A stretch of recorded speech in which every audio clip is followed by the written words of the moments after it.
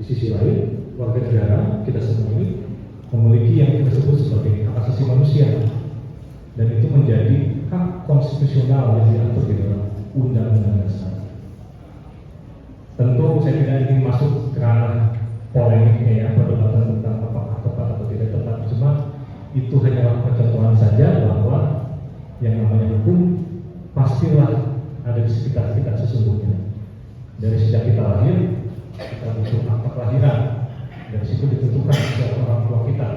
Itu terkait dengan warisan misalnya, ya. Sampai kalian besar, ke sekolah, dan seterusnya dan seterusnya.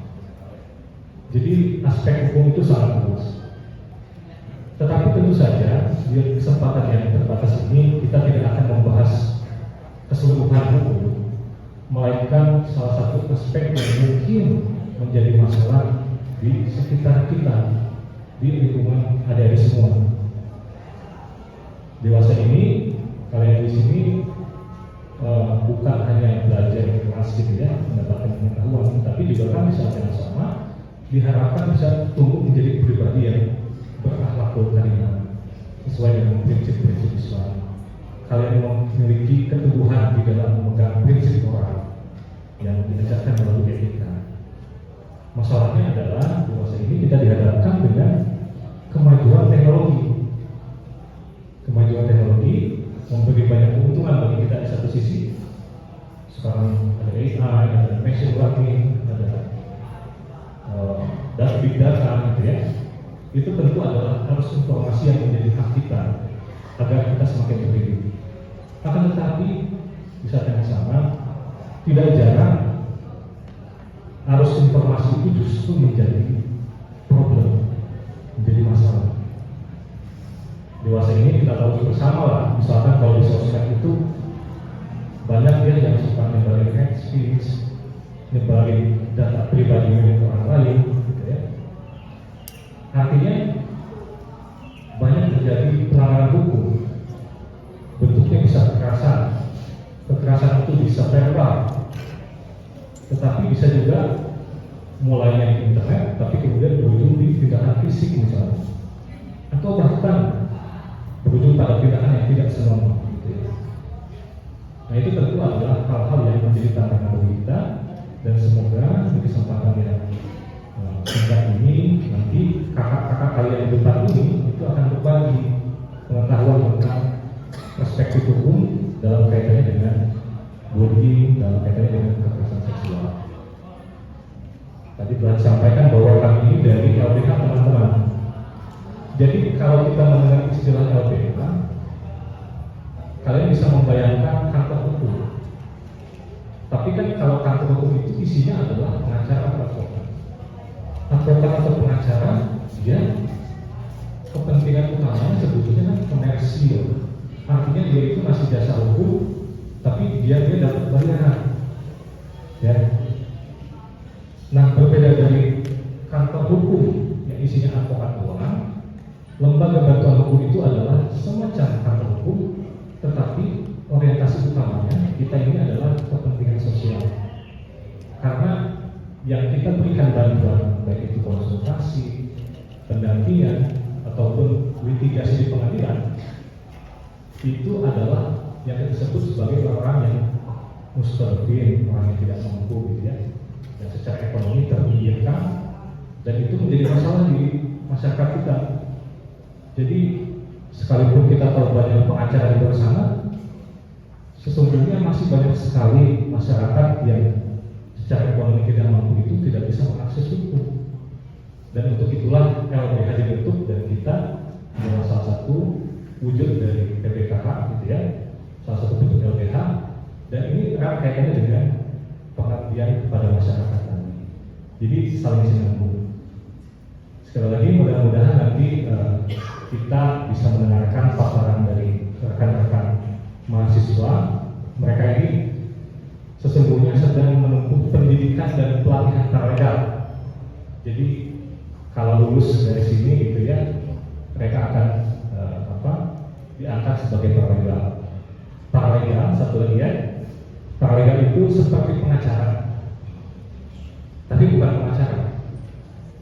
Kalau pengacara itu kita harus sarjana hukum dulu, harus lulus dulu di kuliah. Setelah itu kita harus mengikuti pendidikan profesi, dan setelah lulus dari situ kita harus mengikuti kegiatan magang selama 2 tahun, dan pada akhirnya baru bisa dilantik pada usia minimal 25 tahun. Prosesnya panjang sekali. Masalahnya tadi di masyarakat kita masih banyak yang membutuhkan bantuan hukum. Nah, untuk itulah undang-undang bantuan hukum membuka jalan bagi terbentuknya paralegal. Dan insya Allah nanti kakak-kakak kalian ini akan dilantik sebagai paralegal. Sekali lagi terima kasih buat SMA Fitra yang telah menerima kami dengan baik. Mudah-mudahan acara ini memberikan manfaat, memberikan asupan pengetahuan bagi kita semua, dan SMA Fitra berpegang teguh pada slogannya untuk menjadi Islamic Scientific School. Begitupun dengan teman-teman paralegal nanti berpegang teguh dengan nilai-nilai yang menjadi slogan bagi Unisba, yaitu menjadi mujahid, mujtahid, dan mujahid, yang artinya berjuang, berjihad, menjadi pemikir dan pembahas. Sekian dari saya. Mohon maaf apabila ada kesalahan dan kekurangan. Wabillahi taufiq wal hidayah. Assalamualaikum warahmatullahi wabarakatuh.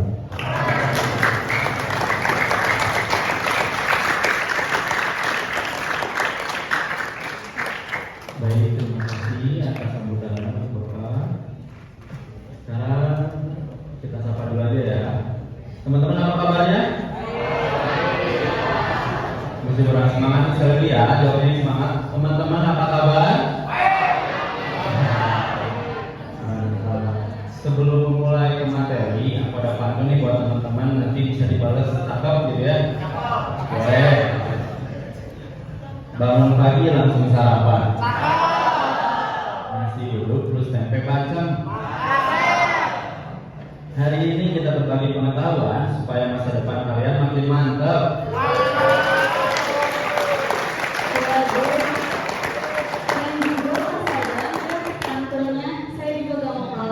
Jangan lupa bilang cakep ya. Jalan-jalan ke pasar baru. Bawa tas sama dompet kulit. Belajar hukum itu seru, biar makin paham dan gak mudah dibohongi orang licin.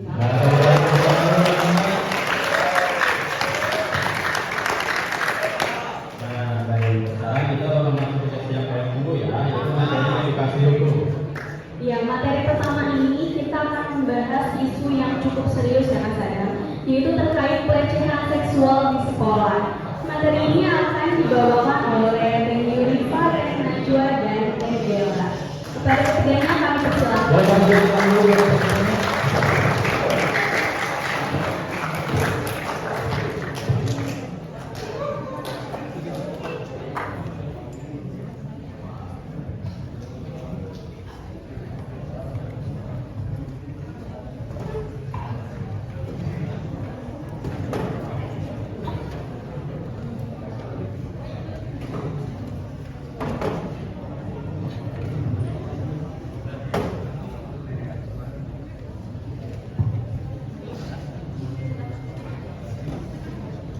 Assalamualaikum warahmatullahi wabarakatuh. Waalaikumsalam warahmatullahi wabarakatuh.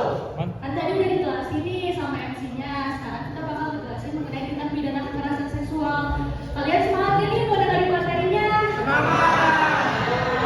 Masih lemas itu. Semangat. Sekali lagi semangat buat teman-teman semuanya. Semangat nih. Oke. Boleh lanjut aja ya? Bentar, sebelumnya kan tadi kita baru disebutin doang ya namanya. Pada pengen kenalan gak sama kita di depan? Kok gitu?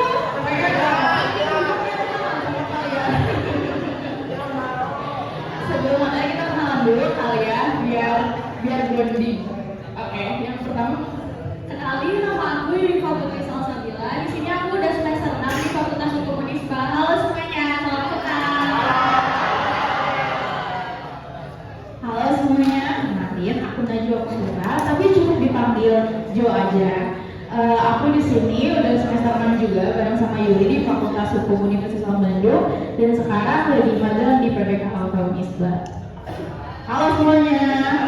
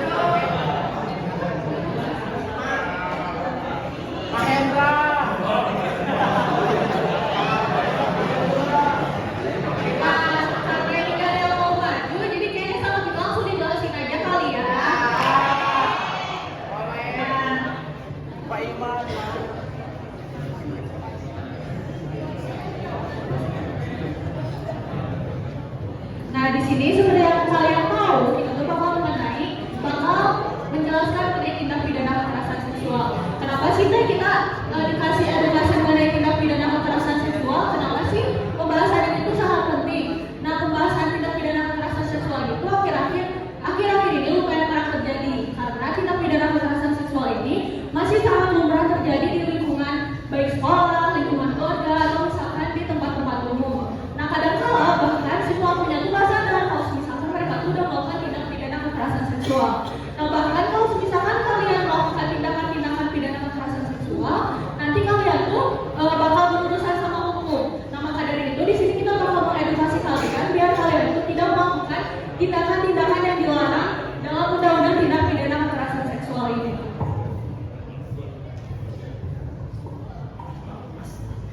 Nah, sebelum kita membahas lebih jauh, tentunya kita juga harus mengetahui pengertian tindak pidana kekerasan seksual itu sendiri. Nah, di Indonesia sendiri kita tuh udah punya aturan yang mengatur mengenai tindak pidana kekerasan seksual. Nah, menurut Undang-Undang Nomor 12 Tahun 2022 tentang tindak pidana kekerasan seksual, tindak pidana kekerasan seksual itu merupakan segala perbuatan yang memenuhi unsur tindak pidana sebagaimana diatur dalam undang-undang ini dan perbuatan kekerasan seksual lainnya sebagaimana diatur dalam undang-undang sepanjang ditentukan dalam undang-undang ini. Kan di sini tuh disebutinnya perbuatan kekerasan seksual lainnya yang diatur dalam undang-undang ini. Nah, kalian pasti penasaran bahwa perbuatan-perbuatan apa aja sih yang diatur dalam undang-undang ini yang masuk ke dalam tindak pidana kekerasan seksual. Boleh teh selanjutnya? Nah, di sini tuh banyak banget loh teman-teman tindakan-tindakan yang masuk ke tindak pidana kekerasan seksual. Nah, di Undang-Undang Nomor 12 Tahun 2022 tentang tindak pidana kekerasan seksual sendiri, perbuatan yang termasuk tindak pidana kekerasan seksual ini terbagi menjadi 9 jenis. Yang pertama ada pelecehan seksual fisik, pelecehan seksual non fisik, pemaksaan kontrasepsi, pemaksaan sterilisasi, pemaksaan perkawinan, penyiksaan seksual, eksploitasi seksual, perbudakan seksual, dan kekerasan seksual berbasis elektronik. Nah, biasanya yang lumrah terjadi itu ada di pelecehan seksual fisik, pelecehan seksual non fisik, sama kekerasan seksual berbasis elektronik.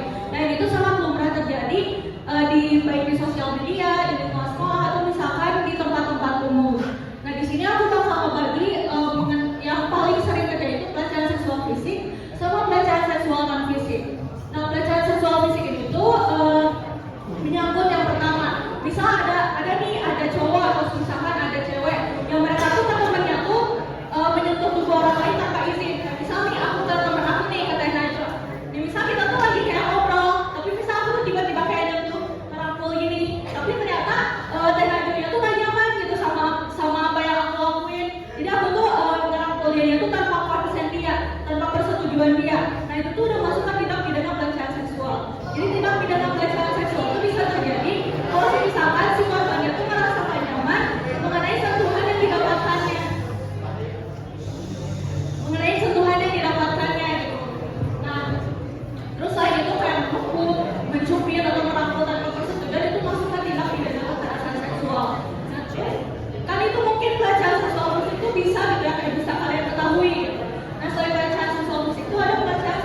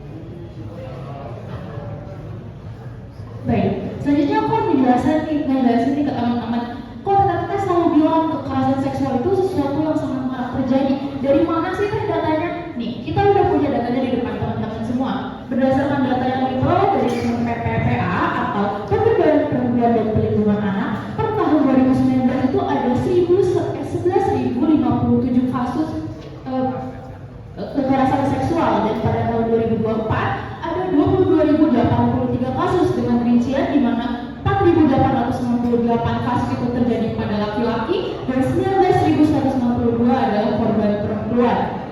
Nah, terus di tahun 2023 ada laporan Komnas Perempuan di mana ada 284.741 kasus yang ada kekerasan seksual pada ranah domestik. Apa sih ranah domestik itu?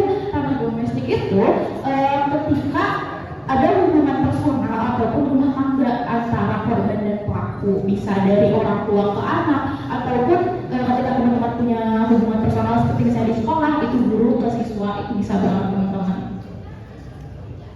Nah, terus data tadi tuh menimbulkan pertanyaan ya di kepala kita, kenapa sih bisa sebanyak itu tindak pidana kekerasan seksual di sekitar kita? Yang pertama itu ada kurangnya edukasi seksual baik di lingkungan sekolah maupun di keluarga, karena edukasi seksual ini masih dianggap sebagai sesuatu yang tabu. Kenapa sih bisa dianggap tabu?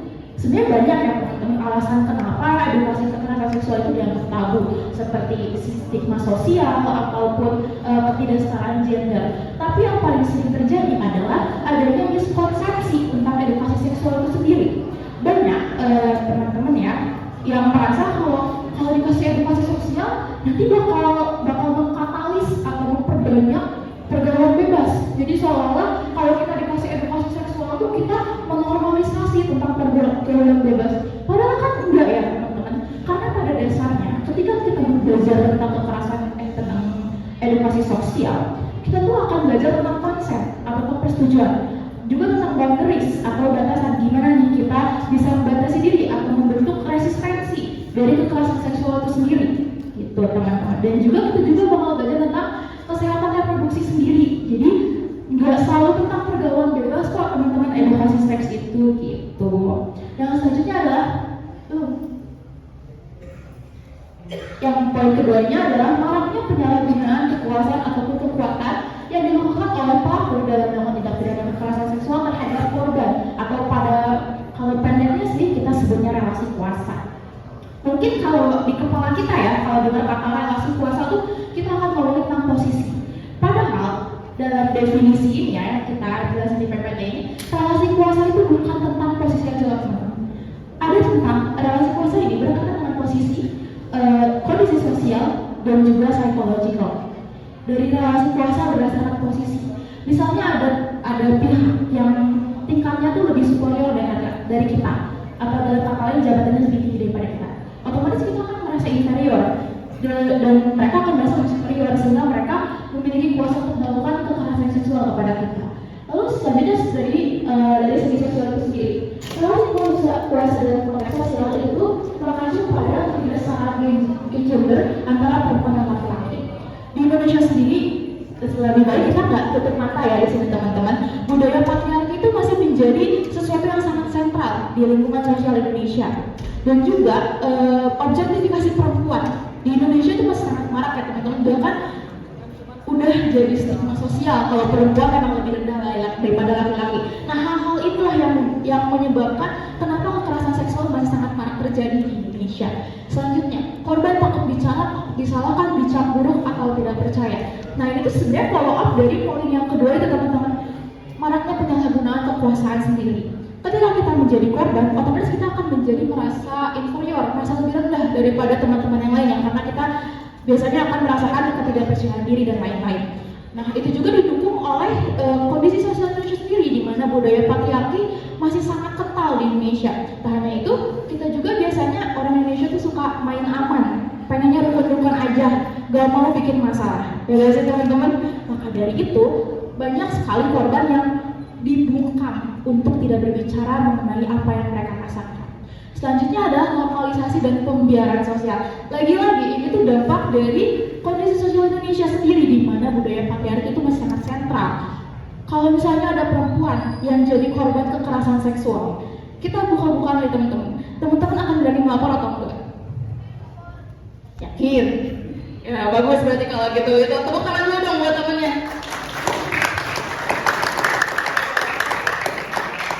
Nah, sayangnya dari seluruh siswa yang hadir di ruangan ini hanya satu orang yang berani untuk melapor.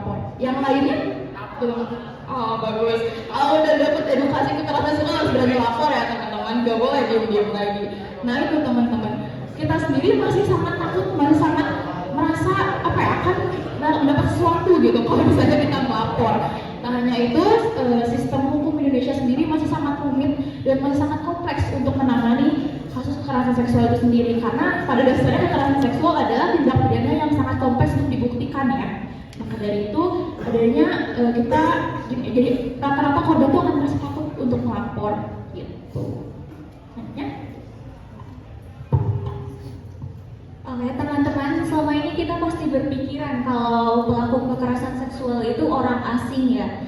Tapi ternyata faktanya pelaku seksual itu orang yang terdekat kita, bahkan orang yang kita kenal. Contohnya, ini adalah kasus pidana tindak kekerasan seksual pemerkosaan 13 santriwati oleh pimpinan pondok pesantren.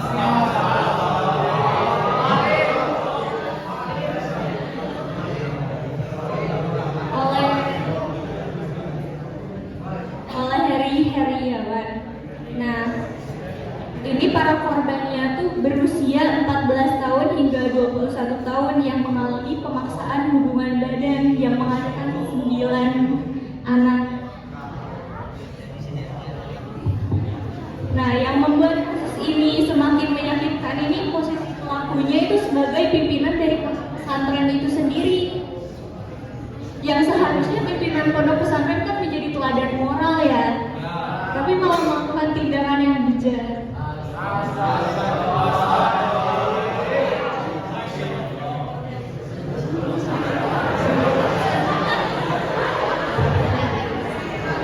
Nah, seperti yang kata Tejo barusan, hal ini tuh terjadi karena ketimpangan relasi itu, di mana si korban itu merasa inferior dan si pimpinan itu merasa superior, dan cenderung mereka tuh takut melaporkan karena ada rasa malu atau apa.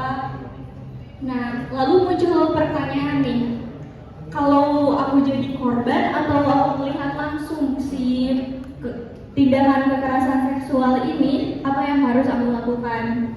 Nah, yang pertama, kalian bisa segera melapor ke guru kalian atau wali kalian atau tenaga pendidik yang kalian benar-benar percayai. Nah, jadi kalian tuh tidak boleh menyimpan si tindakan itu sendirian gitu. Jadi ceritakan kepada guru kalian, orang yang bisa kalian percayai, dan jika tidak menanggapi dengan serius, kalian bisa cerita ke orang tua kalian. Nah, sehabis itu, jika tindakannya sudah semakin serius, maka kalian bisa melaporkan ke dinas pendidikan setempat. Nah, lalu kalian juga bisa untuk mencari dukungan dan pendampingan ke BK. Di sini guru BK-nya ada kan? Nah, kalian bisa mencari guru BK kalian. Lalu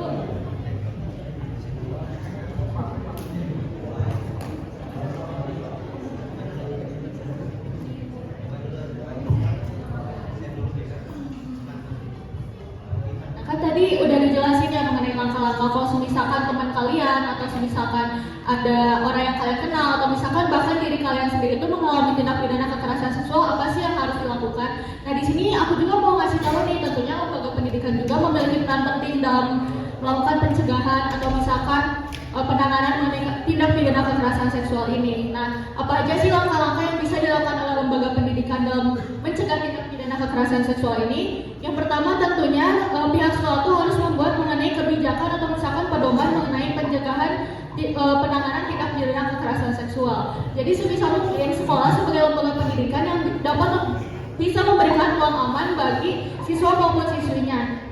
Nah, jadi nanti pihak sekolah itu bisa membuat aturan di mana aturan ini menegaskan bahwa sekolah ini aman dari tindak pidana kekerasan seksual dan memberikan edukasi mengenai aturan-aturan itu kepada siswa ataupun siswinya mengenai larangan-larangan untuk melakukan tindak pidana kekerasan seksual baik di lingkungan sekolah ataupun di luar lingkungan sekolah. Lalu selanjutnya setelah si lembaga pendidikan ini membuat aturan-aturan mengenai tindak pidana kekerasan seksual, selanjutnya pihak sekolah dapat memberikan edukasi kepada warga sekolah. Nah, edukasi apa aja sih yang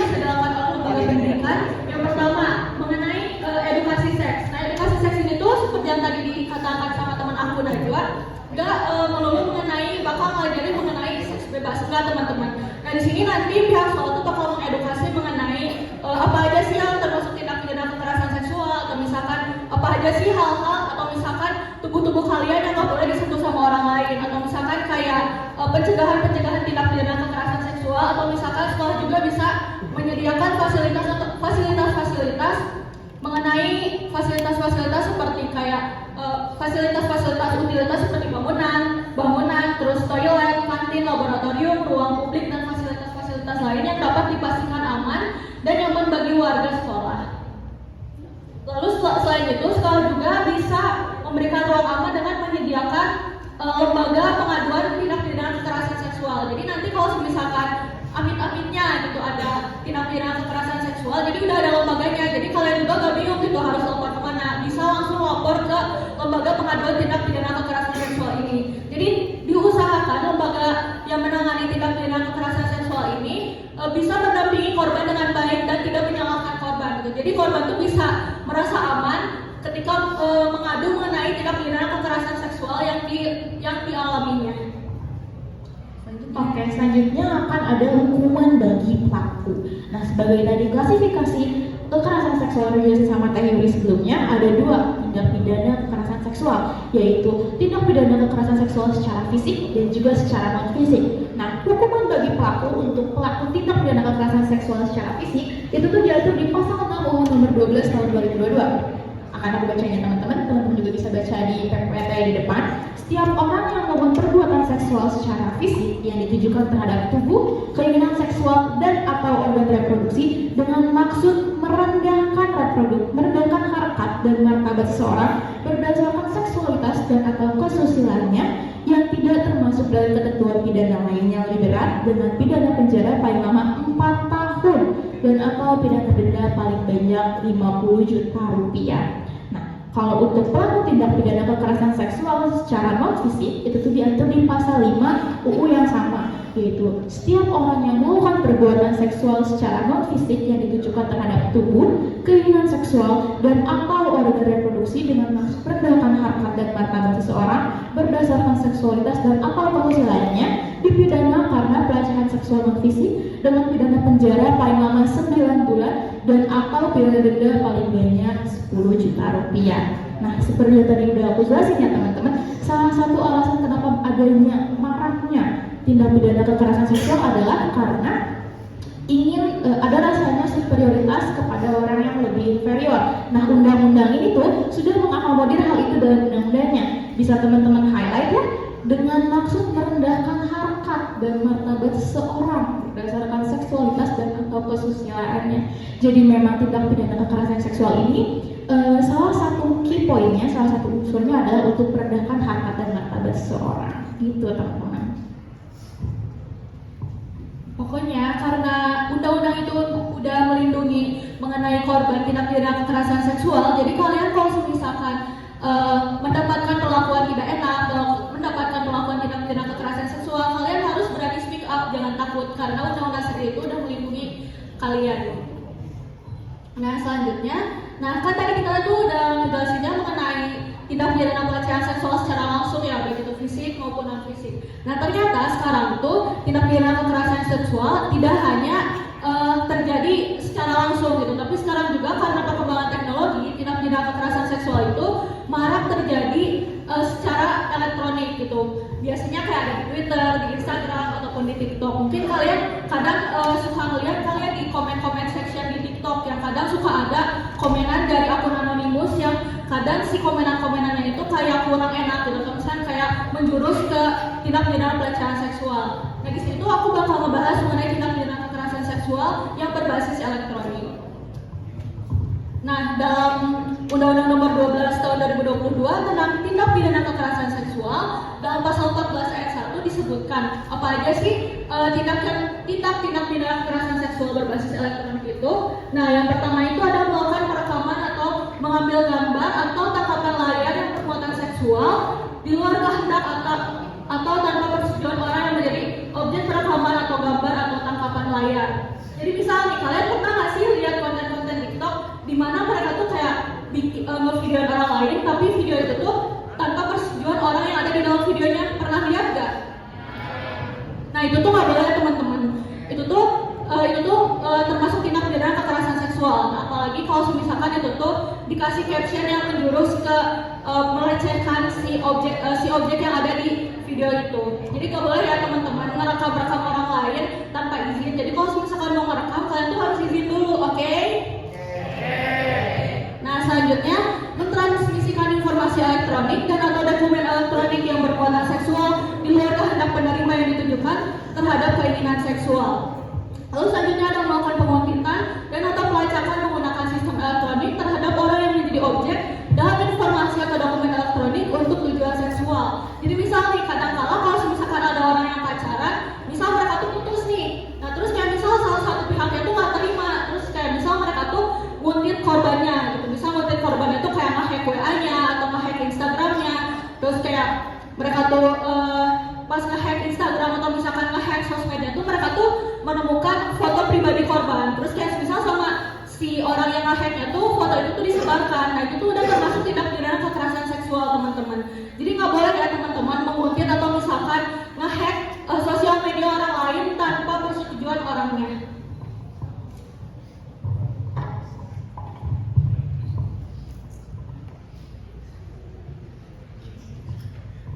Jadi teman-teman, bayi kita tuh wajib untuk dilindungi karena kita tuh istimewa, ya. Kita punya hak untuk dilindungi, dihormati, dan untuk berkembang dengan baik. Dan hak-hak itu disebut sebagai hak asasi manusia yang diatur oleh Undang-Undang Nomor 39 Tahun 1999, juga diatur dalam Undang-Undang Nomor 23 Tahun 2002 tentang perlindungan anak. Nah, tidak hanya di tingkat nasional, di dunia pun sama. Sejak tahun 1990, Indonesia itu telah menjadi bagian dari Konvensi Hak Anak dari Perserikatan Bangsa-Bangsa. Di sana itu tertulis prinsip-prinsip seperti anak itu tidak boleh didiskriminasi, dan keputusan apapun yang menyangkut dengan anak harus menyangkut kepentingan terbaik untuk anak. Namun kita harus menghadapi kenyataan pahit bahwa menurut data dari tahun 2015 hingga tahun 2017, 70% pelaku justru orang-orang yang terdekat dengan keluarga, teman, ataupun orang yang dikenal. Nah itu tuh bukan hal yang kecil, karena ini merupakan pelanggaran serius. Maka ini semua wajib penting untuk kita tahu bahwa tubuh kita ini milik kita. Jadi kita boleh mengatakan tidak ketika orang lain melakukan hal-hal yang tidak senonoh seperti merangkul, kayak gitu yang sebenarnya dijelaskan oleh Teh Yuri tadi. Juga kalau kalian mengalami sesuatu yang mencurigakan atau mengganggu, kalian bisa langsung ceritakan ke guru kalian, ke orang tua kalian.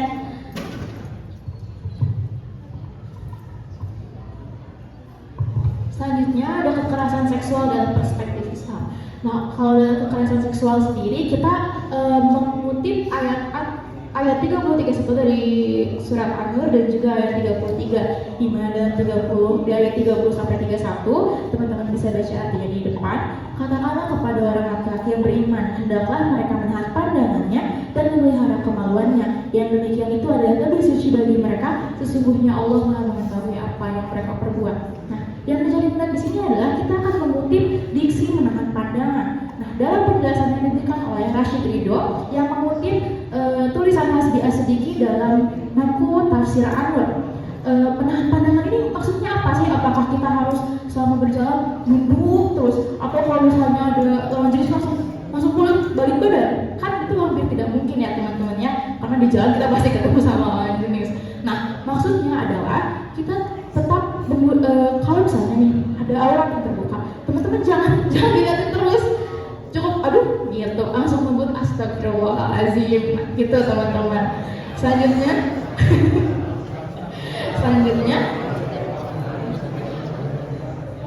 ada di ayat 33 Quran surat An-Nur. Janganlah kalian paksa budak-budak wanitamu untuk menghancurkan diri ketika mereka sendiri telah menginginkan kesucian dirinya hanya karena engkau menginginkan kekayaan dunia. Barang siapa yang dulu pernah memaksanya, maka Allah Maha Pemaaf dan Maha Pengampun. Nah, kalau dalam ayat 33 Quran Surat An-Nur ini implikasinya adalah mengenai kebebasan dari perempuan itu sendiri. Ketika menjadi budak, budak perempuan tidak boleh diambil hak atas kebebasannya. Dalam konteks ini adalah kebebasan dari tubuhnya gitu kan.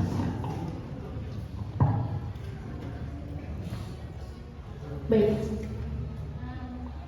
Nah, mungkin pembahasan mengenai tindak pidana kekerasan seksual ini sampai di sini teman-teman. Tapi tenang, selanjutnya masih ada bahasan yang lebih menarik lagi. Jadi kalian harus tetap semangat ya. Oke, masih semangat gak? Nah, nanti kalau misalkan ada pertanyaan, nanti bakal ada sesi Q&A-nya. Jadi tahan dulu ya penasarannya. Oke, sekian dari aku, Najwa sama Bella. Makasih ya buat perhatiannya. Wassalamualaikum warahmatullahi wabarakatuh.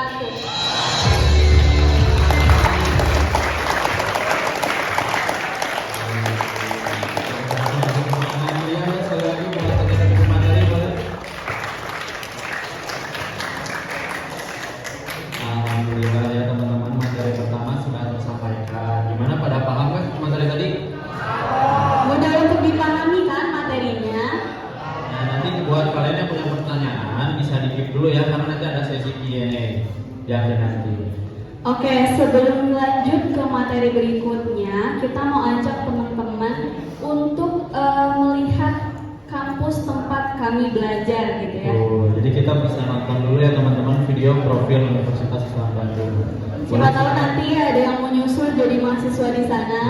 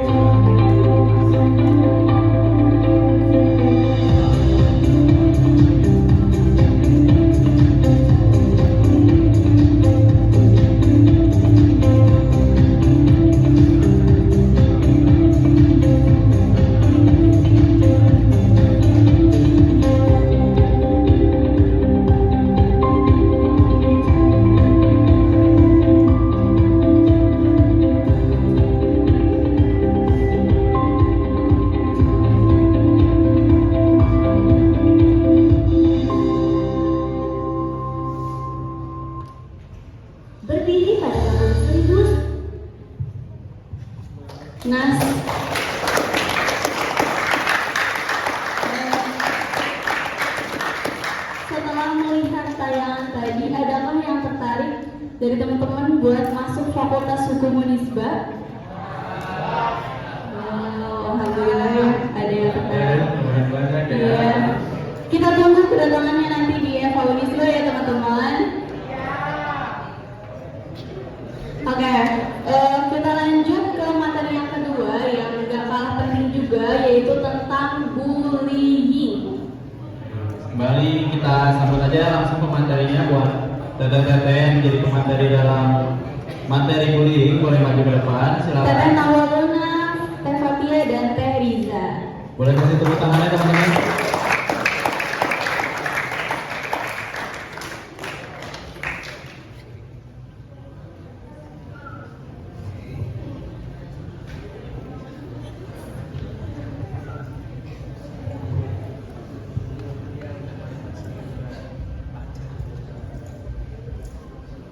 Assalamualaikum warahmatullahi wabarakatuh.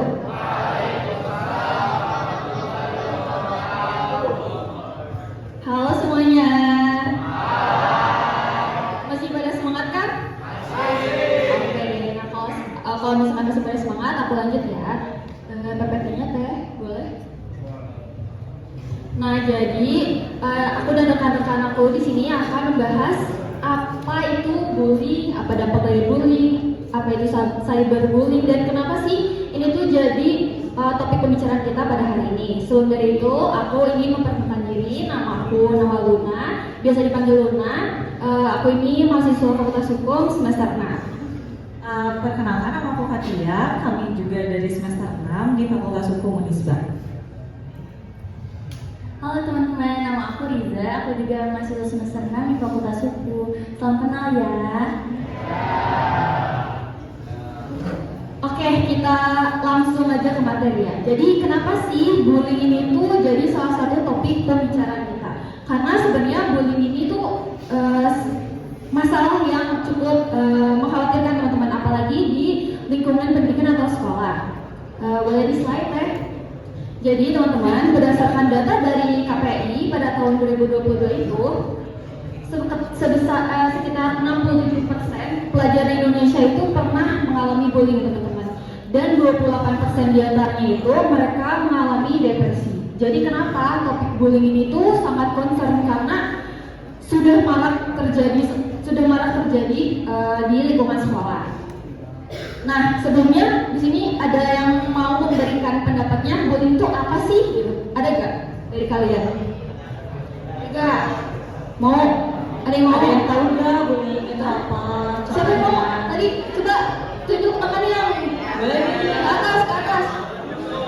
Ada gak? Ada gak nih? Dari perempuannya ada mungkin? Siapa?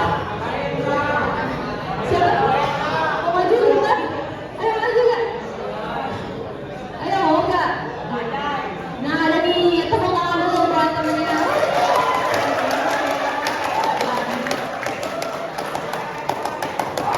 Jadi bullying itu adalah tindakan intimidasi kepada yang lebih lemah. Wah, siapa namanya? Muhammad Yusuf. Muhammad Yusuf.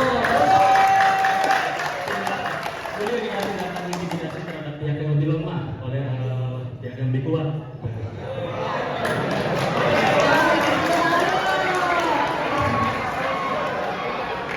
Teman-teman di sini udah pada mulai ngerti ya bullying. Udah jadi topik yang mungkin mereka juga pada tahu bullying itu apa sih sebenarnya.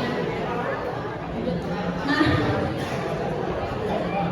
jadi yang tadi Yusuf bilang itu benar teman-teman. Jadi bullying itu dipakai untuk tindakan agresif berulang dari individu atau sekelompok orang terhadap seseorang, atau kelompok yang lemah atau kelompok yang kurang mampu untuk menyakiti mereka secara fisik dan mental.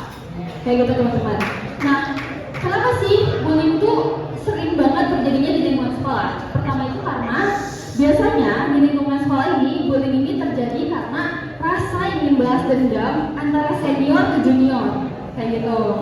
Nah, jadi misal nih, dulu ketika seseorang menjadi senior, dia tuh terbiasa menjadi junior, dia tuh terbiasa diperlakukan kasar oleh seniornya.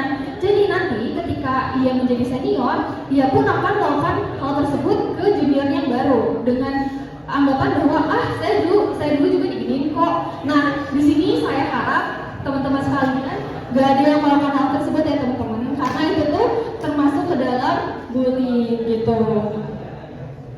Terus belum kahitkan. Nah, selain dari itu biasanya masa remaja ini tuh rentan teman-teman. Umur remaja ini tuh biasanya teman-teman itu ingin menunjukkan kalau teman-teman itu yang paling baik atau yang lebih baik lah dibanding yang lainnya. Jadi para pelaku bullying ini tuh biasanya mau menunjukkan kalau mereka ini punya kekuatan loh, punya kekuasaan dan superioritas di hadapan orang lain. Nah, cuma aja si pelaku bullying ini tuh menunjukkan hal tersebut tuh dengan tindakan yang agresif tadi dan memanfaatkan kelemahan orang lain untuk menunjukkan kalau mereka itu lebih berkuasa daripada orang tersebut. Nah, biasanya pelaku bullying itu merupakan orang yang disegani lah atau diikuti seperti tadi senior gitu. Jadi ketika teman-temannya atau rekan-rekannya disuruh nih untuk melakukan hal yang sama, itu tuh mereka akan nurut walaupun sebenarnya itu tuh merupakan sesuatu yang salah. Nah, secara tidak langsung itu tuh para pelaku bullying itu melakukan regeneralisasi untuk pengikut setelahnya, sehingga tradisi bullying itu akan terus berlanjut kalau misalkan teman-teman gak berani untuk speak up gitu. Lanjut ke Intan. Nah, jadi di sini ada contoh bullying secara fisik dan secara non fisik. Jadi teman-teman, bullying itu ada dua, ada secara fisik dan non fisik. Cara fisiknya itu seperti melakukan penganiayaan nih, kayak misalkan memukul, menendang, menjampak, menambah atau kekerasan fisik lainnya yang sifatnya menganiaya secara fisik gitu. Kalau misalkan bullying secara non fisik itu, contohnya ada pemecilan, penolakan, pengabaian, penghinaan, penyebaran rumor, panggilan yang mengejek. Nah, mengejek, bahkan panggilan yang mengejek nih, kalau misalkan teman-teman ini rutin melakukan hal tersebut kepada teman-temannya, itu tuh termasuk kepada bullying teman-teman. Jadi mohon untuk dihindari gitu. Kemudian juga ada intimidasi, teror, perbuatan mempermalukan di depan umum, dan pemerasan. Jadi ini merupakan contoh-contoh bullying ya teman-teman. Nah, bullying ini juga dampaknya besar ya. Si korban bullying ini tuh dirugikan secara fisik, psikis, dan material. Biasanya orang yang sudah dibully itu mereka tuh punya kecemasan gitu. Kayak misalkan mereka nggak mau bergaul, nggak mau sekolah, atau kalau melihat orang banyak tuh mereka rasanya takut gitu. Nah, itu tuh dampak dari bullying teman-teman. Atau bisa juga nih kalau misalkan dia melakukan bullying secara fisik kan kayak memukul, menendang, itu tuh dampaknya juga bisa cedera gitu. Selanjutnya, nah maka dari itu karena dampaknya yang mengkhawatirkan, pemerintah kita itu merumuskan pengaturan mengenai bullying. Jadi pengaturan mengenai bullying itu tuh ada di Peraturan Menteri Pendidikan, Kebudayaan, Riset dan Teknologi Nomor 46 Tahun 2023 tentang pencegahan dan penanganan kekerasan di lingkungan satuan pendidikan. Nah, di pasal 6 bentuk kekerasan ini itu ada bullying teman-teman. Jadi di pasal 6 itu ada 7 bentuk kekerasan. Yang pertama itu kekerasan fisik, kekerasan psikis, perundungan atau bullying, kekerasan seksual, diskriminasi dan intoleran, kebijakan yang mengandung kekerasan atau bentuk-bentuk kekerasan lainnya. Nah, itu ada beberapa bentuk kekerasan kan, dan perundungan atau bullying itu tuh termasuk ke dalam kekerasan di lingkungan satuan pendidikan. Kenapa sih bullying atau perundungan itu ada poinnya tersendiri? Padahal kan yang tadi kita lihat yang termasuk ke dalam bullying itu bisa ada kekerasan fisik, kekerasan psikis, atau bahkan kekerasan seksual.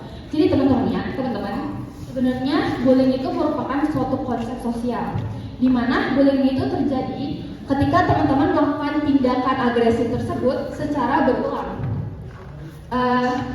Jadi itu si tindakan agresifnya itu bisa fisik, psikis, perundungan, kekerasan seksual, dan dilakukan secara berulang gitu. Nih aku ada contoh, kalian identifikasi ya yang mana bullying dan mana penganiayaan. Contohnya misalkan si A ini melakukan pemukulan kepada B karena si B ini mencontek gitu. Terus si A di lain sekolah misalkan si ada namanya A melakukan pemukulan setiap jam sekolah kepada B karena si B ini tuh merupakan anggota gengnya gitu. Aku ada yang mau volunteer gak? Kira-kira yang mana bullying, yang mana penganiayaan? Ada yang mau volunteer? Boleh maju? Enggak.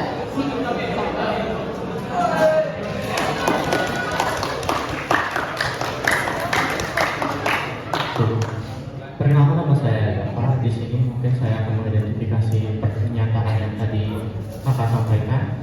Di sini menurut aku yang dimana kasus yang si A itu melakukan kekerasan fisik kepada si B karena mencontek atau menyontek gitu, itu maksudnya ke ranah penganiayaan karena tidak termasuk berulang ya, dan biasanya lebih masuk ke spontan.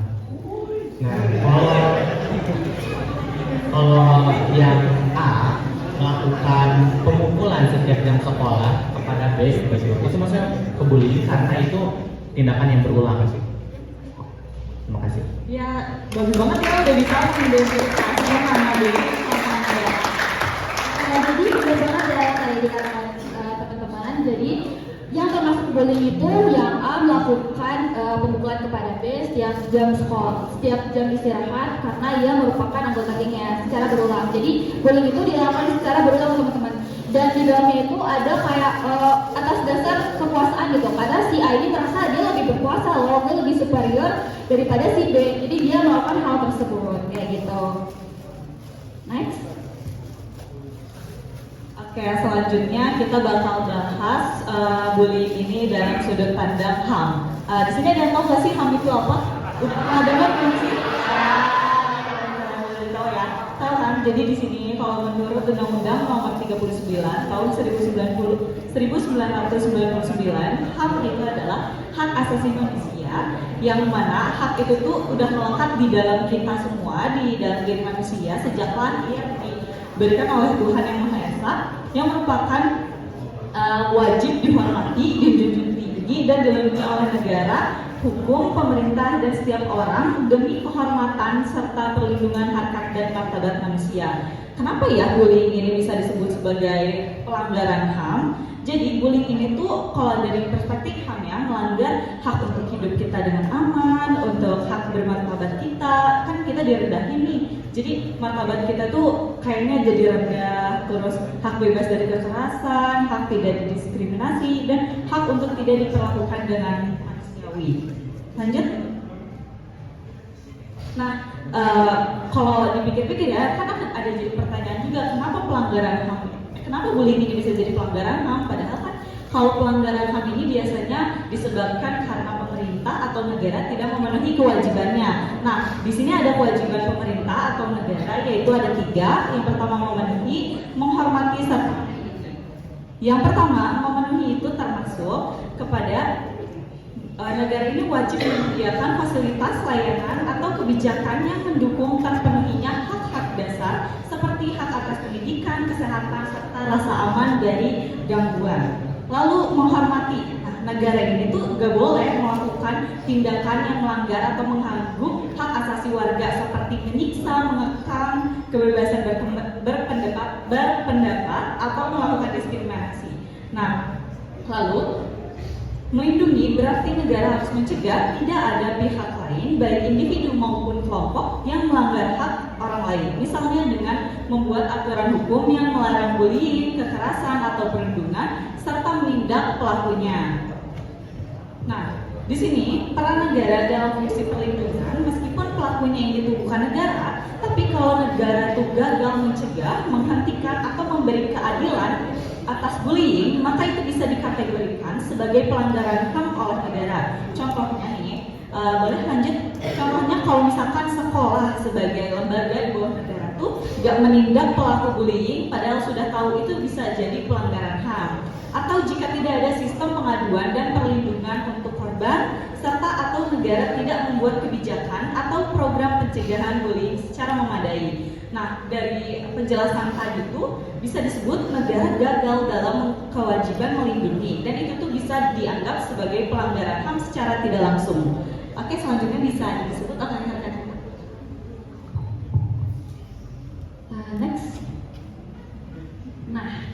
Jadi seiring dengan perkembangan zaman, bullying ini juga berkembang teman-teman. Jadi nggak cuma teknologi aja yang berkembang, tapi perilaku buruk pun ternyata berkembang ya sekarang. Nah, kalian pasti pernah dengar kan cyberbullying itu apa? Pasti familiar lah ya dengan cyberbullying. Jadi bullying ini tuh sebenarnya sama-sama aja teman-teman. Itu tuh bullying, tapi dilakukannya melalui media teknologi informasi dan komunikasi. Jadi hal-hal seperti kayak next. Nah, jadi hal-hal kayak seperti pengungkapan informasi pribadi tanpa izin, komentar atau tindakan yang bertujuan memprovokasi atau menyakiti seseorang secara psikologis, pembalasan menggunakan konten intim, terus penyebaran konten intim tanpa izin, itu tuh termasuk kepada bullying juga teman-teman. Jadi bullying ini tuh sebenarnya tindakannya luas, misalnya melalui kekerasan seksual, ada penganiayaan, kayak gitu teman-teman. Lanjut, nah jangan karena cyberbullying ini tuh makin marak terjadi, makanya pemerintah itu merumuskan kembali yang namanya Undang-Undang ITE atau Informasi dan Transaksi Elektronik. Jadi undang-undang ini tuh kayak apa ya? Undang-undang yang mengatur mengenai aktivitas kita di internet. Maka dari itu cyberbullying itu juga bisa termasuk atau bisa dijerat ke menggunakan Undang-Undang ITE ini, kayak gitu. Next. Oke, selanjutnya kita bakalan bahas tentang penegakan, pencegahan, dan juga penanganannya. Tahu gak sih kalau misalkan namanya bullying itu ternyata diancam loh sama hukuman pidana. Nah, hukuman pidana itu tuh kenapa bisa diancam? Karena yang namanya bullying itu kan pasti melakukan kekerasan, baik itu secara fisik, kemudian psikis, baik juga ada seksual dan juga namanya diskriminasi. Tapi kalau misalkan yang ngelakuin tindakan ini tuh anak yang di bawah umur gimana? Kayak kita ini siswa nih, gimana ya? Nah, tenang, undang-undang tetap menjamin itu. Dan artinya berdasarkan Undang-Undang Nomor 35 Tahun 2014 tentang Perlindungan Anak, Pasal 76. Setiap orang dilarang menempatkan, membiarkan, melakukan, menyuruh melakukan, atau turut serta melakukan kekerasan terhadap anak. Nah, kalau misalkan ada yang melanggar gimana? Nah, undang-undang itu bakalan nggak segan-segan buat ngasih sanksi pidana kepada mereka, yaitu 3 tahun pidana penjara paling lama 3 tahun 6 bulan dan denda paling banyak sebanyak 72 juta rupiah. Nah, selain itu, di Undang-Undang mengenai sistem peradilan pidana anak juga dibahas tentang pidana pokok ini. Yang pertama, ada pidana peringatan, kemudian pidana dengan syarat seperti yaitu pembinaan di luar lembaga, pelayanan masyarakat dan juga pengawasan, pelatihan kerja, pembinaan dalam lembaga dan penjara. Patut dicatat juga ya, kalau misalkan penjara anak sama penjara yang sering kita lihat di film-film itu beda. Karena penjara anak itu terdapat di lembaga pembinaan khusus anak. Anak itu dapat dijatuhi pidana penjara apabila keadaan dan perbuatan anak membahayakan masyarakat. Dan paling lama itu 1/2 dari maksimum ancaman pidana penjara bagi orang dewasa.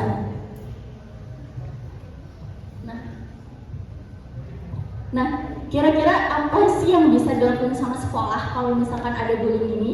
1, bikin aturan yang jelas tentang anti bullying yang disosialisasikan kepada seluruh warga sekolah, kayak siswanya, kemudian gurunya, terus juga petugas kebersihan, satpam, dan lain-lain. Kemudian yang kedua, penguatan karakter melalui penanaman nilai-nilai Pancasila dan juga agama dalam kegiatan belajar mengajar.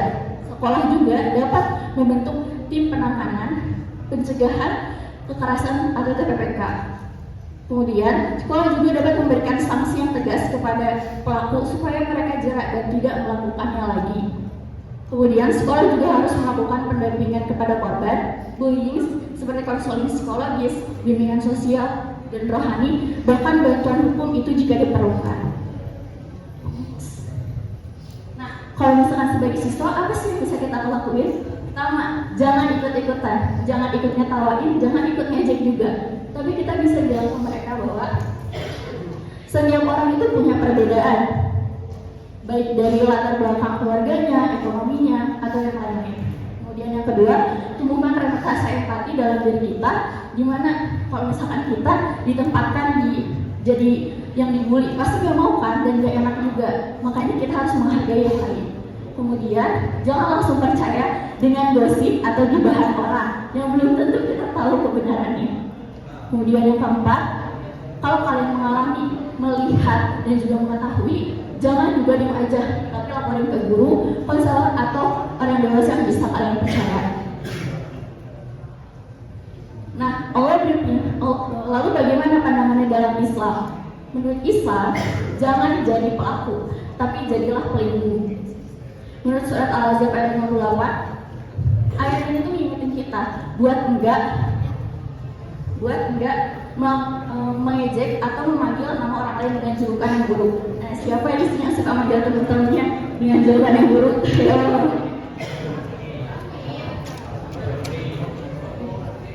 Kemudian next aja.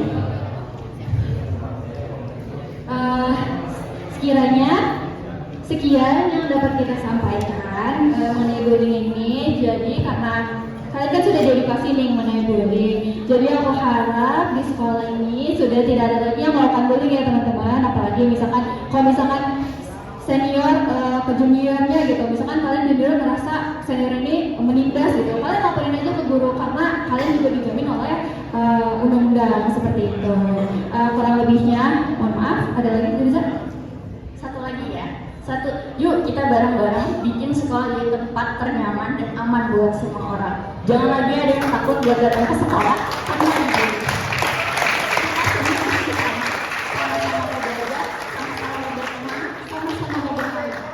Makanya, karena sekolah itu adalah bukan cuma tempat buat belajar, tapi juga tempat rumah kedua buat kita. Sekian dari saya. Wassalamualaikum warahmatullahi wabarakatuh.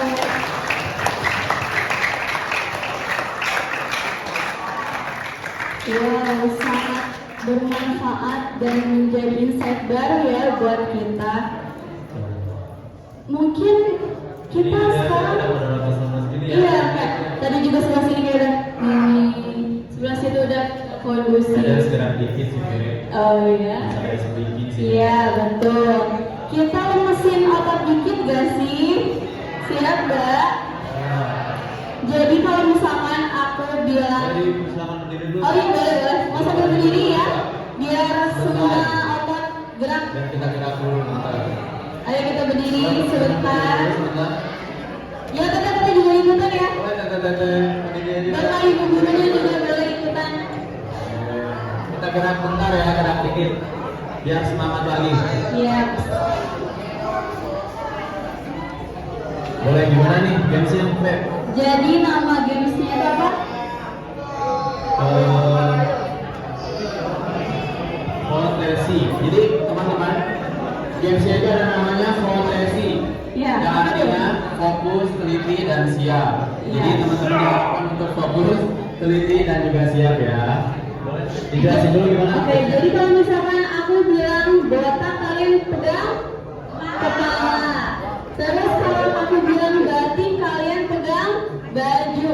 Terus kalau misalkan aku bilang batuk, kalian pegang mulut. Tutup mulutnya ya. Coba ya, kita percobaan dulu. Latihan dulu. Ya. Fokus ya teman-teman ya. Boleh silakan. Botak, Otak, kepala, batuk, batuk, tutup mulutnya. batik, Pegang bajunya. batik, batik, Batik. botak, batuk. Ini kurang gercep ya Mas Adam ya. Cepat sih. Ada di cepetin ya speednya ya, siap? Masih mau latihan atau langsung dites nih? Langsung. Ada ini. Atau kita pakai pembukaan dulu. Ini kalau misalnya aku bilang konsentrasi, kalian jawab konsentrasi. Mantap. Konsentrasi. Botak, Botak. batuk, batik, batik, botak, batuk, batuk, botak, batik, batik, botak, batuk. Gimana nih Mas Adam? Ya, Udah keluar sih. nggak? Udah visit sih. Kita coba sekali lagi ganti kata-katanya kayaknya. Oh, ganti kata-kata.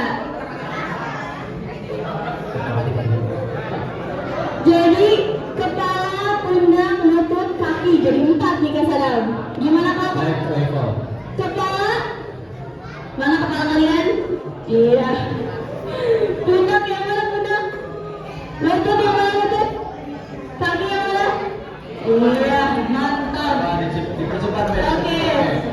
lihat fokusnya.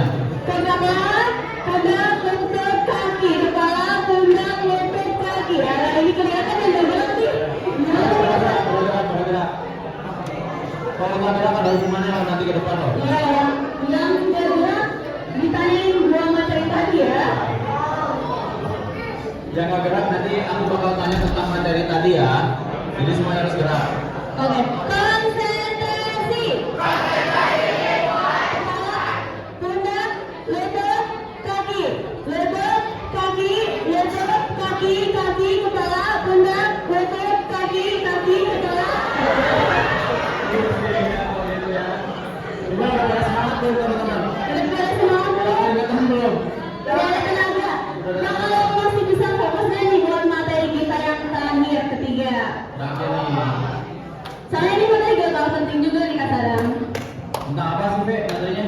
Materinya tentang Penegakan penegakan hukum. hukum. Jadi bakal sangat penting buat teman-teman. Iya. Baik, nyambung dengan materi tadi ya. Kedua materi tadi. Baik, mungkin udah pada Udah semangat ya? semangat juga kayaknya ya. Udah pada fokus lagi? Ya. Ya. Siap, sudah? Siap. Siap, Boleh, duduk duduk lagi. lagi, kita duduk lagi. Baik, Be. Oke. Selanjutnya ada materi apa tadi? Materi terakhir yaitu tentang penegakan hukum. Baik. Boleh kita sambut ya teman-teman teteh-teteh pemateri terakhir kita, yaitu ada teteh Aulia, teteh Negeri, dan teteh Naswa. Boleh kasih aplaus dulu buat teteh-tetehnya?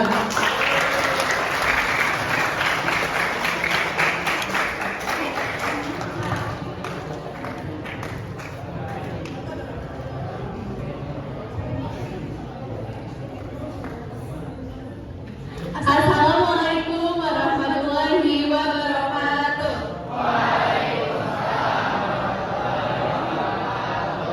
Kok kayak lemes ya kak? Iya. Udah denger 2 materi tadi ya? Benar, ini nggak tahu sebenarnya karena 2 materi tadi nggak tahu karena kita mau bahas masalah hukum nih. Iya, yang serius nih sekarang nih. Tadi kan udah bercanda ya. Betul. Iya, tadi tuh udah bercanda terkait dengan bullying, terkait dengan kekerasan seksual. Tapi sekarang kita mau serius gak sih? Serius, karena kita bakal bahas tentang penegakan hukumnya. Oke. Mungkin teman-teman ada yang udah kenal atau tahu dengan istilah undang-undang ITE? Mungkin pernah dengar, ada yang udah pernah dengar belum istilah undang-undang ITE? Nah, oke. Kalau udah pernah tahu, jadi langsung aja kita jelasin ya Kak? Boleh.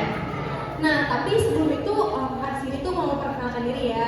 Kalau saya sendiri Kak Aulia, saya juga semester 6. Halo. Saya juga semester 6 sama dengan kakak yang berdiri di samping saya. Kalau kakak sendiri? Halo, aku Kak Enggi, aku juga semester 6, temennya kalian. Halo semuanya, nama aku Naswa Surya, bisa dipanggil Teh Naswa. Aku dari semester 6 Fakultas Hukum Unisba. Salam kenal semuanya. Oke, tapi sebelum masuk ke materi nih, kakak dari pemateri sekarang mau bertanya, siapa sih sekarang yang nggak pakai Instagram, WhatsApp, TikTok?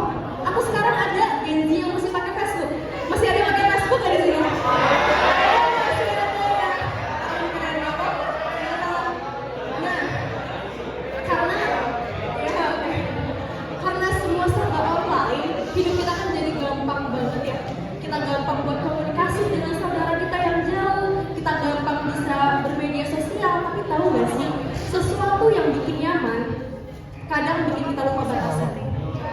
Nah, dari penyalahgunaan aplikasi kayak Pengen nanya ya Pada teman-teman ya? pengen nanya, jadi penasaran. Boleh sesi Q&A dan sharing ini bakal dipandu sama teteh-teteh dan akang-akang yang kece-kece. Jadi boleh aku langsung panggil aja ke depan buat Akang Arman, Teh Nova, Teh Intan, Kang Kang Farel, Farel, Teh Maya, Teh Renata, dan Teh Lucia. Boleh kasih aplausnya buat teteh-teteh.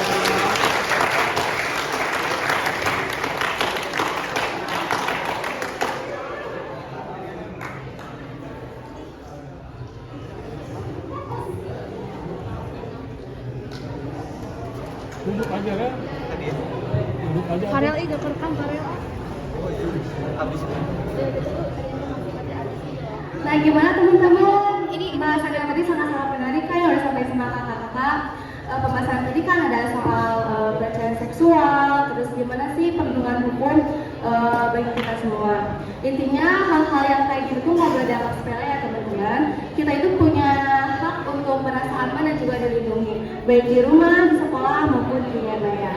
Gimana nih Kak, buat sekian ini kita buka aja gitu ya. Teman-teman di sini masih pada semangat nggak? Masih. Nanti yang ngantuk ditunjuk ya buat nanya. Baik, bismillahirrahmanirrahim. Assalamualaikum warahmatullahi wabarakatuh. Selamat pagi ya, ini ya. Kawan-kawan kalau mau bilang selamat pagi, kawan-kawan jamnya pagi luar biasa, tetap semangat ya. Selamat pagi.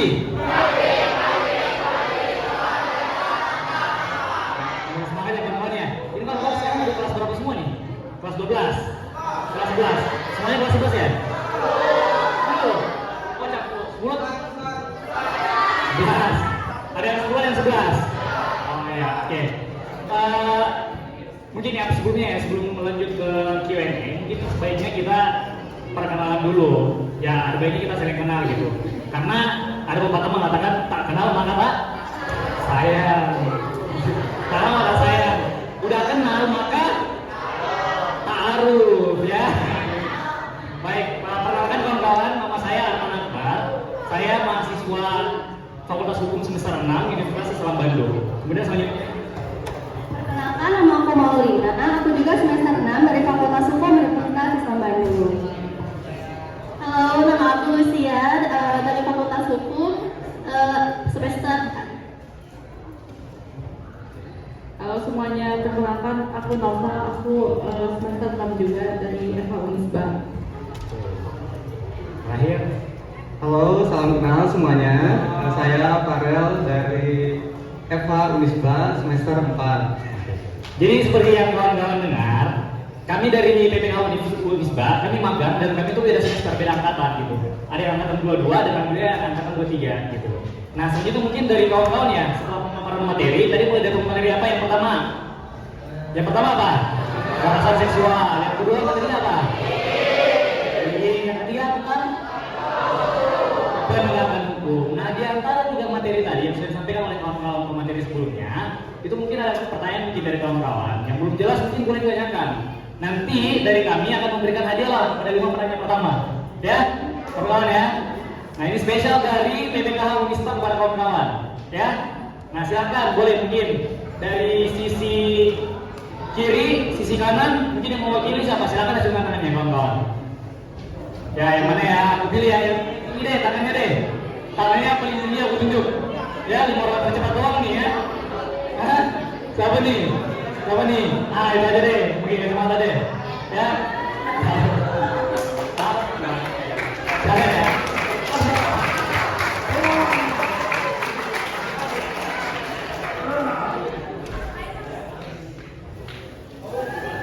Saya perkenalkan, nama saya Muhammad Idris, saya dari kelas 11 IPA 1.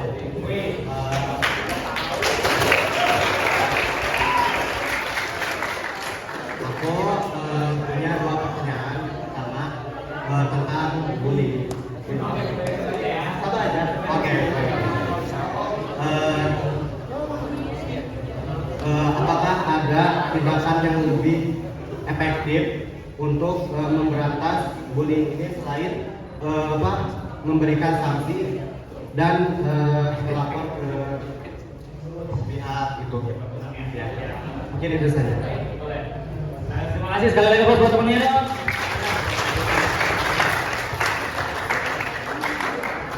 Ya, mungkin ya, ini kan pertanyaan seputar bullying ya. Langsung kita gabung aja. Masih ada apakah ada yang masih dari kawan yang ingin menanyakan seputar bullying? Yang seputar bullying, biar kita sekalian nanya nih, biar kita sekalian jawab. Gitu. Ada lagi yang seputar bullying? Nggak ada. Oke. Cukup bullying ya? Oke. Langsung aja nanti nggak apa-apa lah kawan-kawan nanyakan lagi di sesi berikutnya. Nah mungkin tadi pertanyaannya apakah ada langkah lainnya untuk memberantas bullying baik itu di sekolah atau dimanapun di lingkungan kawan-kawan selain pemberian sanksi, gitu kan? Nah mungkin jawabannya sederhana bahwa kita sebagai orang yang terpelajar itu harus teredukasi dari dini, gitu.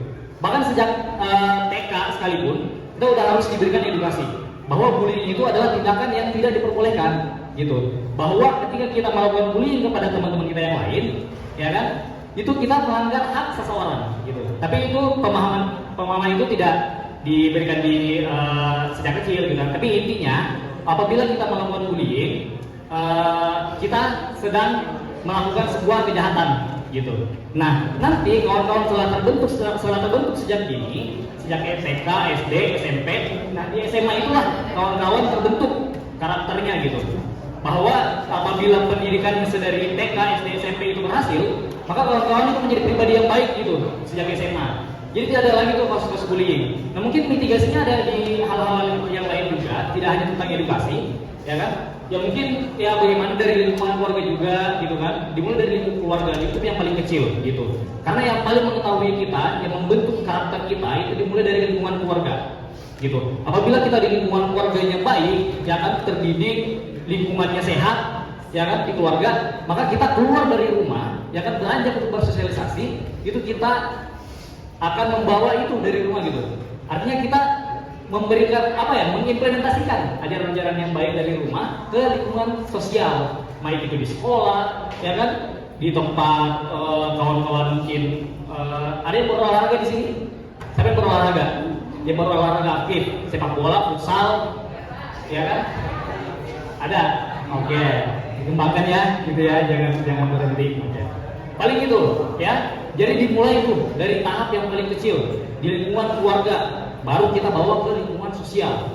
Nah itu akan berdampak pada lingkungan sosial kita. Mungkin jawabannya sekarang seperti itu. Mungkin dari teman-teman yang lain ada yang menambahkan jawabannya. Jadi gini teman-teman, izin menambahkan ya Kang Arman. Intinya itu ada pada kesadaran kita sebagai manusia. Kita juga kan makhluk sosial ya, perlu berinteraksi dengan orang lain, membutuhkan orang lain untuk membangun masyarakat yang baik gitu.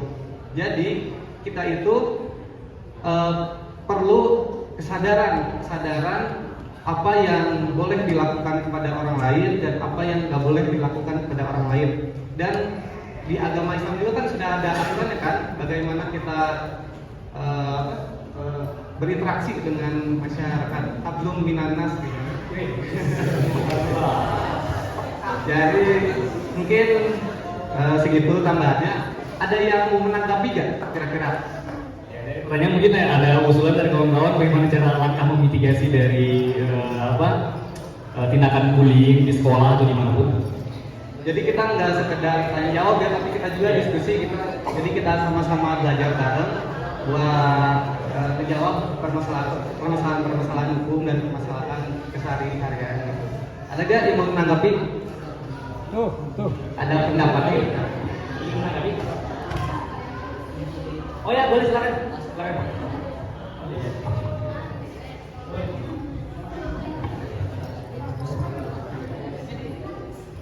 Perkenalkan, nama saya Aini Nurhayanti. Di sini saya akan menanggapi tentang yang tadi dikatakan oleh kakak-kakak bahwa salah satu penerapan penanggapan lain tentang bullying selain sanksi itu adalah bagaimana kesadaran diri sendiri. Nah, bagaimana dengan diri kita tuh kan gak bakal mungkin bisa belajar tuh sendiri gitu. Harus ada beberapa peran lain yang mendukung kita supaya kita tuh tahu tentang itu.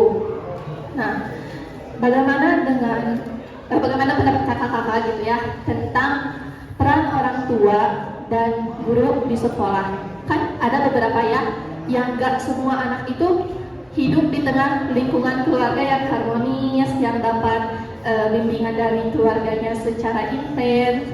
Nah, kan salah satu yang membentuk karakter kita tuh adalah didikan orang tua selain guru.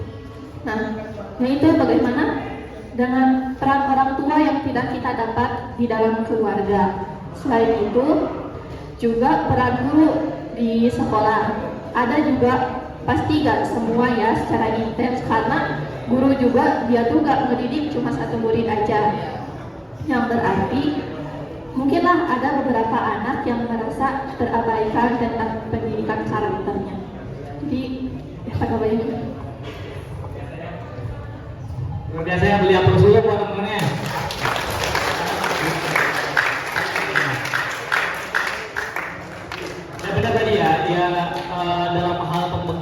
pembentukan karakter, tadi betul yang disampaikan oleh kawan-kawan, oleh teman kita. Tadi siapa namanya? Sorry.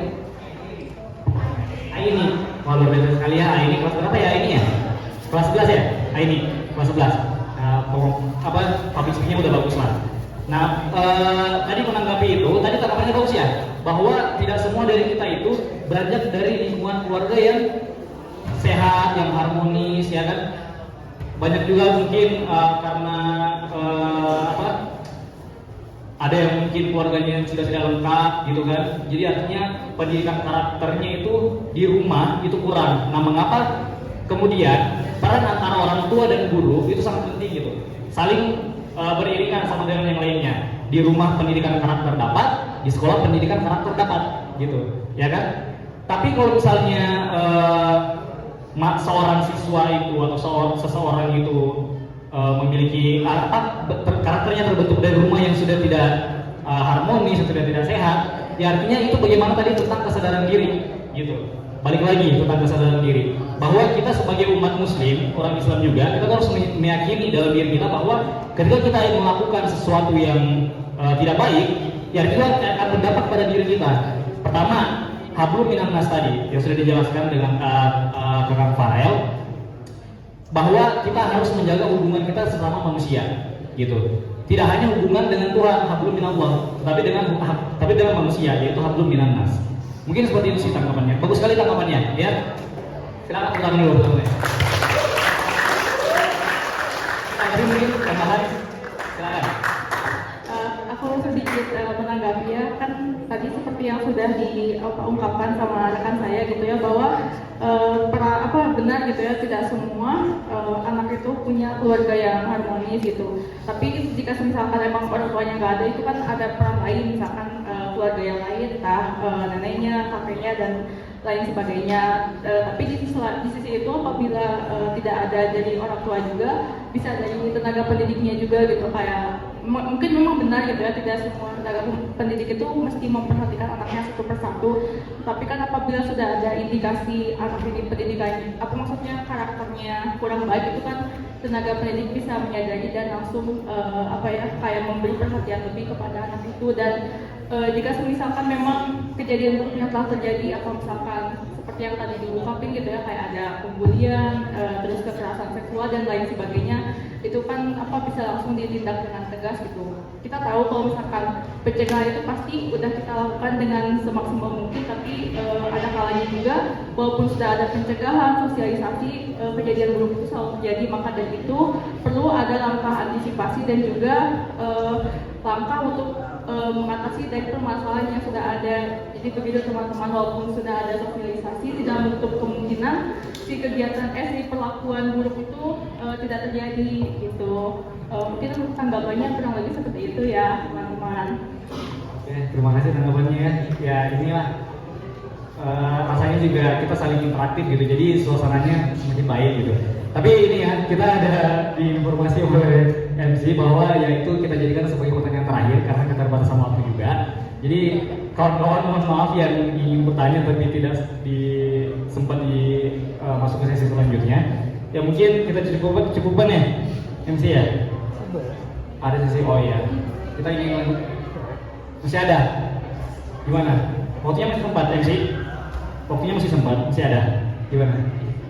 Ditambah lagi aja pertanyaannya. Oke, silakan satu pertanyaan terakhir. Ini dari paling semangat ya. Paling semangat kawan ini. Satu pertanyaan terakhir.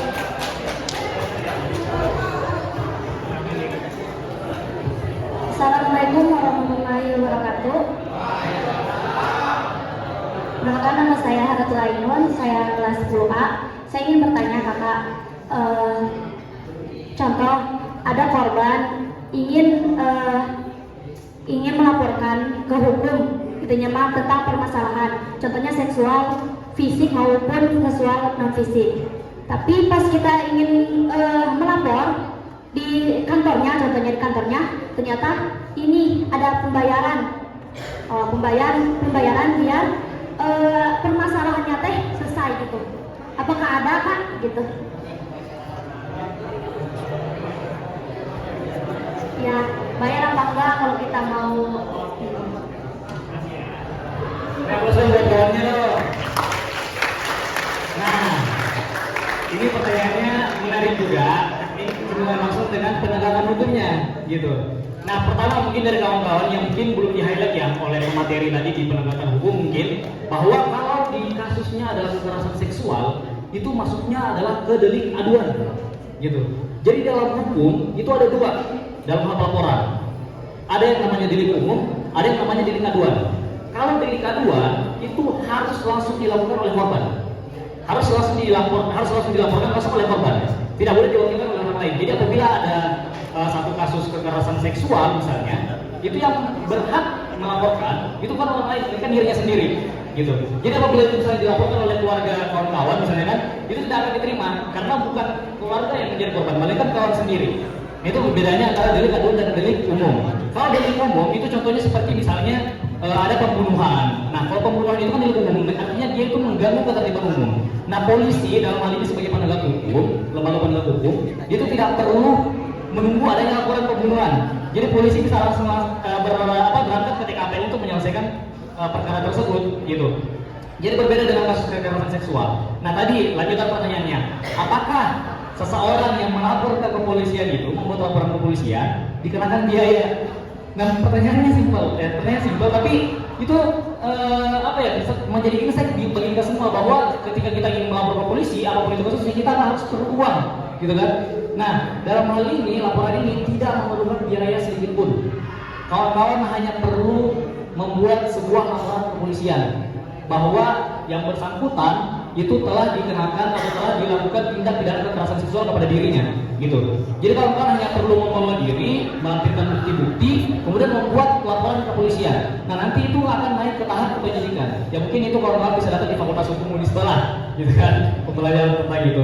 Ya mungkin sekian lah jawabannya. Apakah menjawab? Pertanyaan sebenarnya sederhana dan jawabannya itu tidak diperlukan biaya sedikit pun. Hanya perlu korban itu hanya perlu membuat satu laporan kepolisian, menyatakan bukti misalnya kalau misalnya dia dia akan korban kekerasan seksual. Mungkin ada buktinya mungkin melalui chat atau melalui video atau melalui apapun, gitu kan, atau mungkin menimbulkan luka fisik di dalam pada diri kawan-kawan yang di tubuh kawan-kawan. Nah, itu kawan-kawan bisa aja langsung datang ke kantor kepolisian. Kalau misalnya kawan-kawan berada di bawah umur, ya kawan-kawan harus dibersamai oleh pendamping, gitu, misalnya orang tua atau siapa keluarga dekat, gitu, agar laporannya diterima. Karena anak-anak di bawah umur itu misalnya, tapi kalau misalnya anak di bawah umur itu beda lagi sebenarnya kasusnya, ya kan? Dia adalah ranahnya ke KPAI, gitu. Tapi bisa juga dilaporkan, dibuat laporan kepolisian untuk dilakukan tindakan penyidikan lebih lanjut, gitu. Itu mungkin. Jadi gini, teman-teman, yang disampaikan oleh Kang Arman ini, kalau kalian itu menghadapi permasalahan itu atau kekerasan seksual itu ke kantor polisi itu secara kalian sendiri, gitu. Tapi kalian juga bisa minta bantuan ke lembaga bantuan hukum kayak kita nih, PBKH.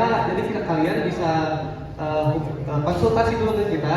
Nah, itu juga kita juga kebetulan berorientasinya pada non-profit. Jadi kita itu kalau bisa itu memberikan bantuan hukum itu tanpa mengambil keuntungan dan terfokus pada untuk membantu hak-hak para klien kita, seperti itu.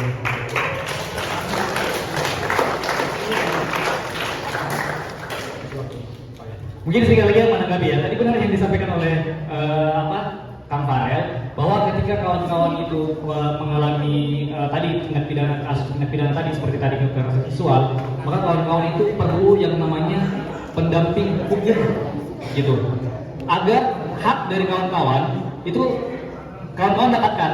Karena kebanyakan kalau itu sudah masuk ke ranah penegakan hukum dalam hal ini kepolisian, kita banyak menemukan kasus bahwa hak-hak daripada korban, baik itu korban maupun pelaku, itu tidak diberikan atau tidak dipenuhi oleh penegak hukum itu sendiri. Kenapa? Karena ya banyak sekali hal teknis dan sebagaimana prosedur-prosedur yang dilakukan oleh penegak hukum. Nah, makanya kawan-kawan dalam hal menyikapi tindak kekerasan seksual tadi, kawan-kawan perlu yang namanya lembaga bantuan hukum seperti pengacara, ya kan? Tapi dalam hal ini kami dari PBKH menawarkan bahwa kita menawarkan secara sukarela tanpa memerlukan biaya sedikit pun, gitu, untuk kawan-kawan atau kepada siapapun yang mengajukan kepada kami untuk diberikan jasa bantuan hukum pendampingan. Mungkin begitu. Ya. Boleh. Ya, mungkin satu penanya terakhir lagi deh, silakanlah. Karena kita masih diberikan waktu oleh MC, ya. Oke. Oke, ini dari tadi sih, sekarang katakannya. Iya.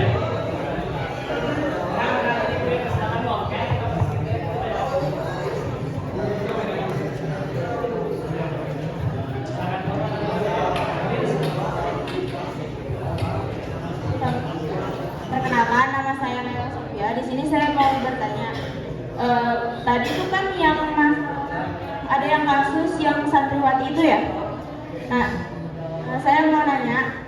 Tadi kan hukumannya cukup lumayan juga ya. Sedangkan korban di sini itu terbilangnya banyak. Nah, ini tuh hukuman ini tuh dihitung dari jumlah korbannya atau karena dia melakukan hal tersebut. Tapi kalau misalnya dia karena melakukan hal tersebut dengan jumlah korban yang banyak, berarti itu rugi ke korban juga ya, terbilang gitu. Mungkin aku mau sedikit tanggapan. Terima kasih. Wah, ini pertanyaan yang belum dalam lagi pendapatnya.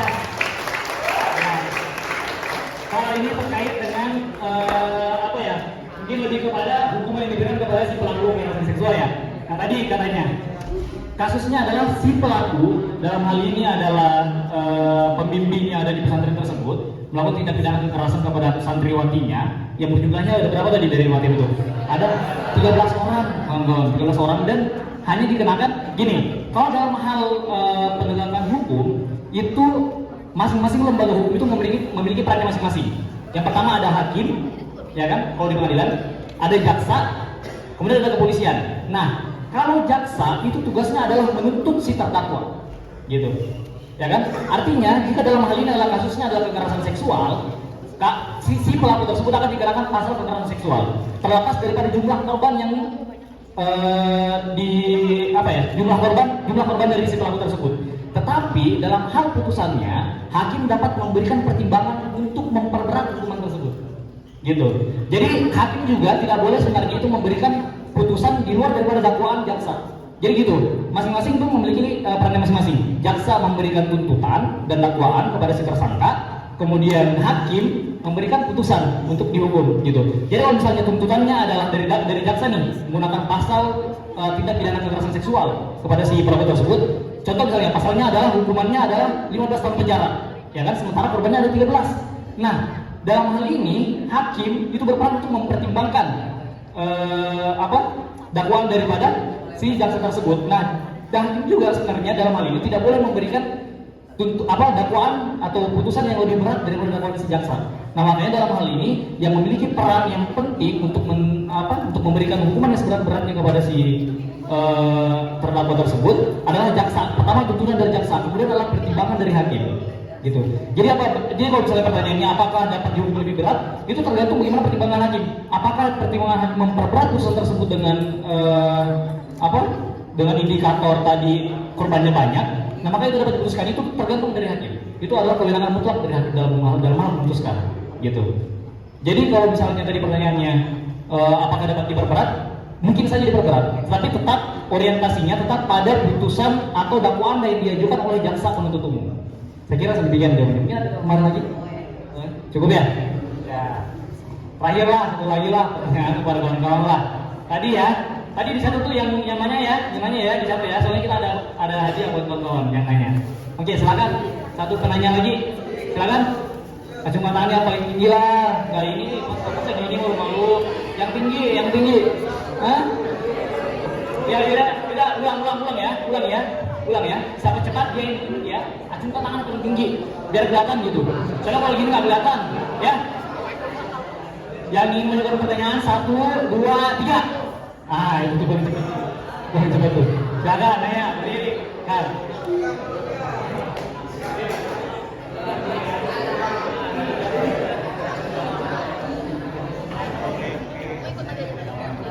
Assalamualaikum warahmatullahi wabarakatuh. Perkenalkan, nama saya Muhammad Rizky Fauzan dari kelas 1A. Izin menanyakan perihal dari hukuman.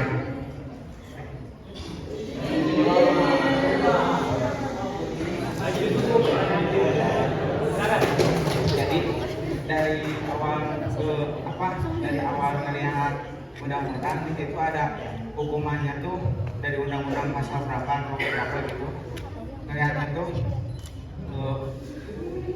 hukuman penjaranya tuh contohnya 5 tahun, dendanya 10 juta.